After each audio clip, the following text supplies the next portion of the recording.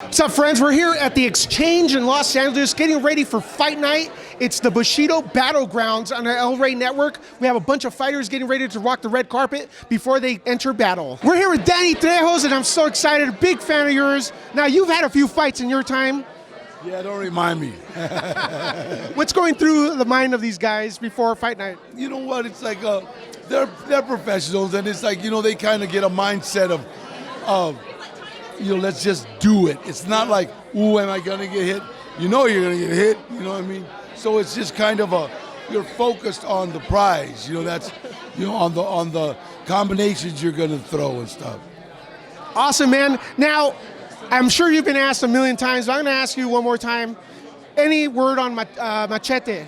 Well, I understand Robert's busy writing it, so should be any day now. He'll be announcing Danny Trejo, Machete kills in space. Woohoo! I'm a big fan of The Flash. You're going to show up next week. I have my DVR ready. We're going to record it. We're going to have a party. Can you talk a little bit about your character there? Wow, I can't relieve any secrets, but I'm a bad dude. Is Cisco gonna get it? Cause you're like, you know what? He's a good kid. Are you gonna be a recurring character, or can you tell us? That's up to them. I want you to be. The Flash, you heard him. We're gonna go to Trejo's Tacos, buy some tacos, and watch The Flash on the CW, because my man's in it. Awesome. And some donuts, too. With Michael Jai White.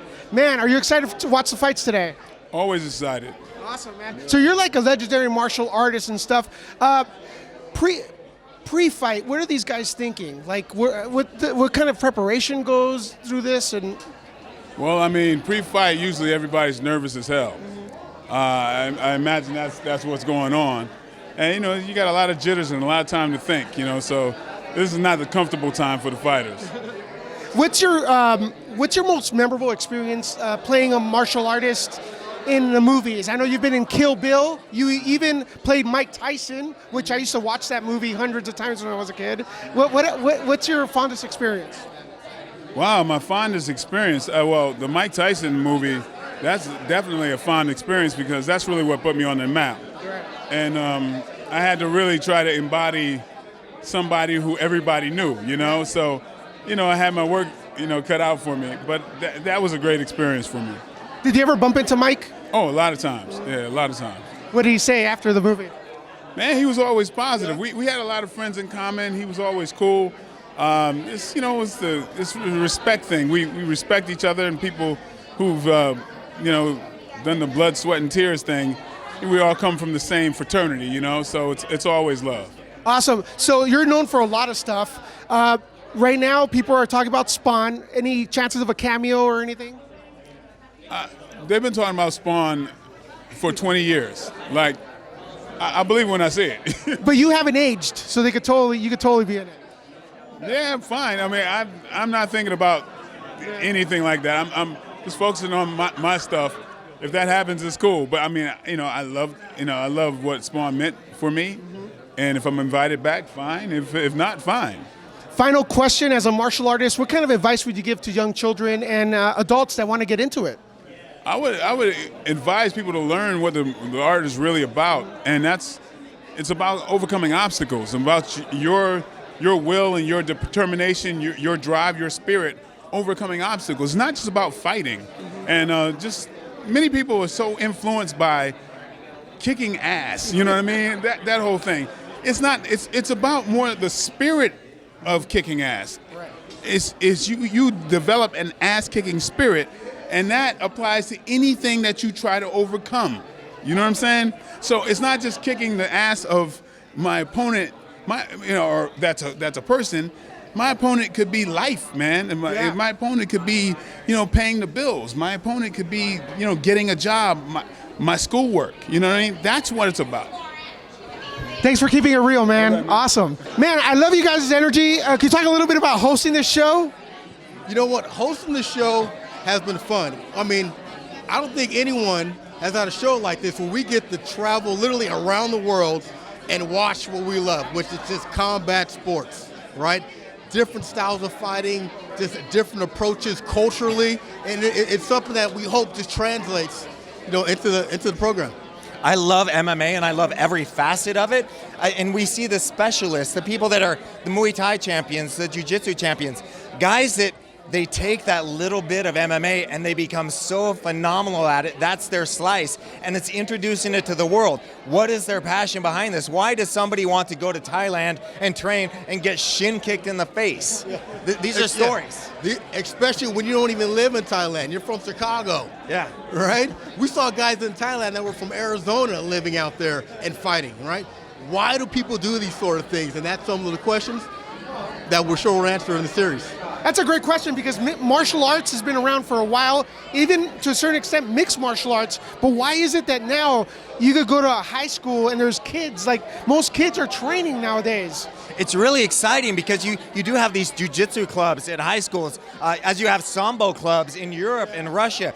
People are finding what they enjoy, what works best for them, because some people hate the thought of getting sweaty and rolling around, but they love the idea of punching and kicking. Well, there's Muay Thai for you. Or they don't want to get punched in the head. We have Jiu-Jitsu. Or they don't mind getting punched in the head, but they really like grappling. Well, we have combat Jiu-Jitsu, we have combat sambo. It's every facet for everyone. It's mixed martial arts, right? It's that simple. Let's talk a little bit about the next generation, because there's a lot of kids going to get into it. There's a lot of parents trying to decide if they're going to get their kids into it, and there are a lot of kids my age that want to get into it. Oh my God. What advice would you give them? There's somebody fighting on the card tonight who's 24 years old, who's a brown belt in Jiu-Jitsu, who's a black belt in Judo, who has fought professionally in Muay Thai, and is 2-0 as a pro in MMA at 24. I started training at 24. These guys are really the next generation that are going to show us how good you can be as a mixed martial artist.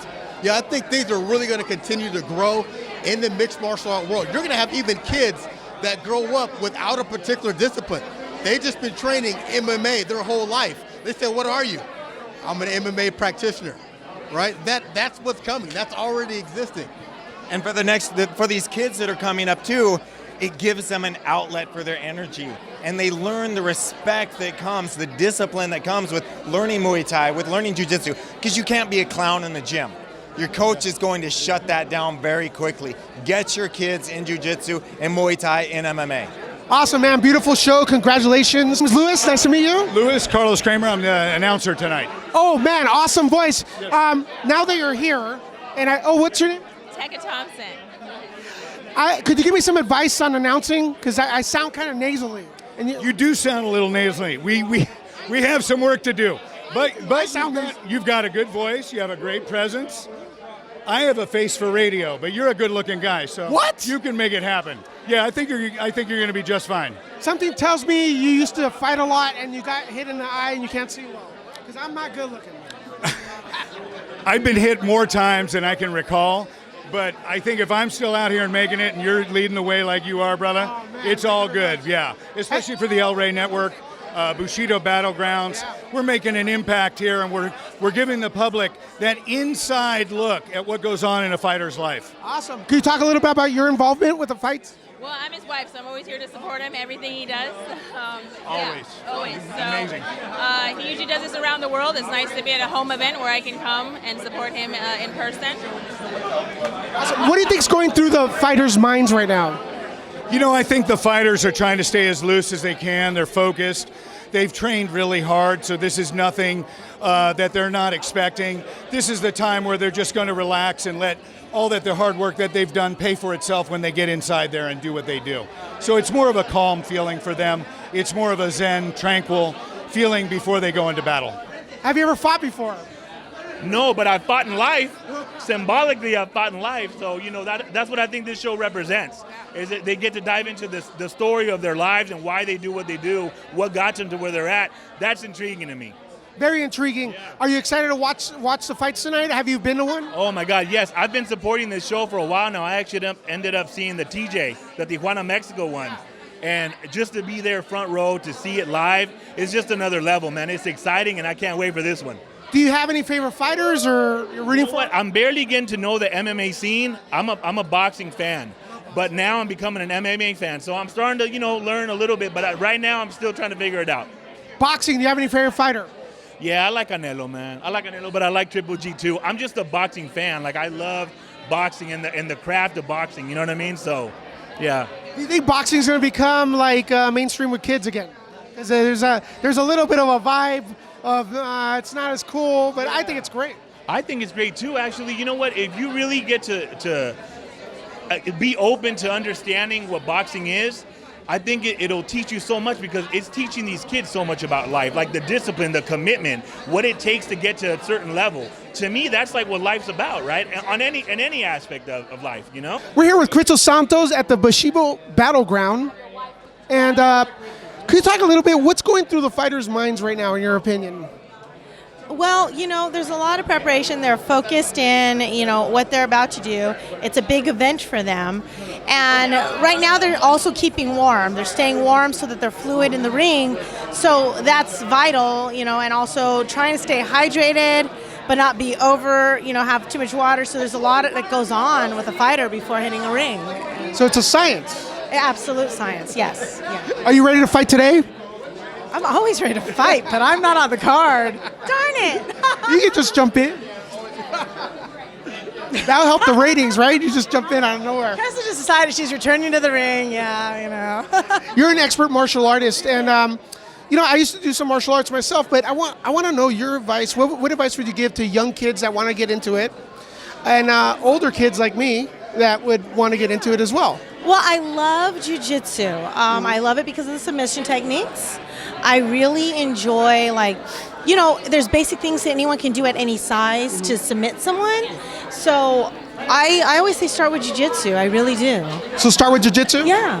What advice would you give young ladies? Because I know, like me growing up, it was not the end thing for girls to get into it, but what kind of encouraging words could you give them? Well, I will say in the words of my Sifu, Eric Lee, it's better to have it than need it and not have it. So if you're in a situation, you train hoping that you won't ever need it. But if you do, you have it.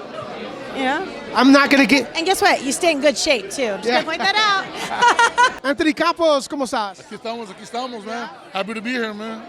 Have you ever had some fights in your time?